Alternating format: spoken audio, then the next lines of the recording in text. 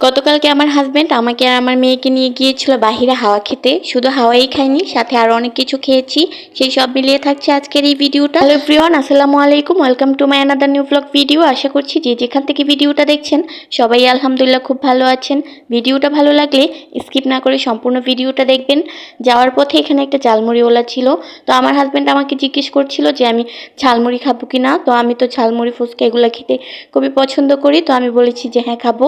কিন্তু ঝালমুড়িটা যে খেতে একদমই ভালো লাগবে না ওইটা তো আমি বুঝতেই পারিনি, আর কিভাবে বানিয়েছি ওইটাও আমি দেখিনি। আমি দূর থেকে একটু ভিডিও করছিলাম। তো এই যে চারপাশে কিন্তু অনেক গাছপালা ছিল, আর এই পরিবেশে কিন্তু বাহিরে হাঁটতে খুবই ভালো লাগছিল, আর একটু ঠান্ডা ঠান্ডা পরিবেশও ছিল।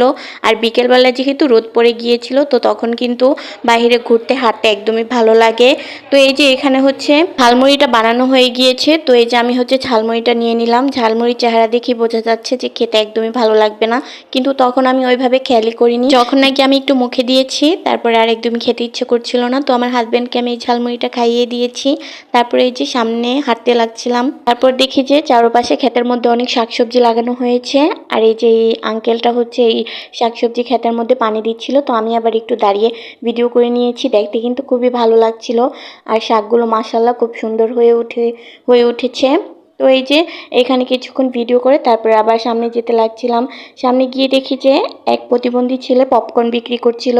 তো আমার হাজবেন্ড বলছিল ওর কাছ থেকে না খেলেও কিনতে হবে, কারণ ও হচ্ছে কষ্ট করে খাচ্ছে। আর এইসব ছেলেরা কিন্তু ভিক্ষা করে খায়, তো হচ্ছে কাজ করে পরিশ্রম করে কষ্ট করে খাচ্ছে। তো ওর কাছ থেকে হচ্ছে একটা পপকর্ন কিনে নিয়েছি। পপকর্ন কিনে নিয়ে আবার সামনে যাচ্ছিলাম, এর মাঝে দেখি চারপাশে হচ্ছে পানি, আর মাঝখানে একটা বাড়ি। মাশাল্লাহ, এই বাড়িটা দেখে খুবই ভালো লাগছিল। খুব শান্তিময় একটা বাড়ি মনে হয়, আর শান্তির একটা জায়গা। আর এই জায়গাটার নামই হচ্ছে শান্তিনগর। তো আমরা কিন্তু শান্তিনগরের দিকেই ঘুরতে যাচ্ছিলাম। তো ওই দিক দিয়ে অনেক সামনে হাঁটতে হাঁটতে গিয়েছি। এর মাঝে হচ্ছে আমার মেয়ে দুইবার জুতা খুলে গিয়েছে। ওর জুতাগুলো একটু বড় হওয়ার কারণে ওর হাঁটতে খুবই অসুবিধা হচ্ছিল। একবার বাসা থেকে বের হওয়ার পরেই খুলে পড়ে গিয়েছিল, আরেকবার মাঝপথে খুলে পড়ে গিয়েছে। ভালো তো খেয়াল করেছি, নাহলে জুতা ফেলেই বাসায় চলে আসতাম।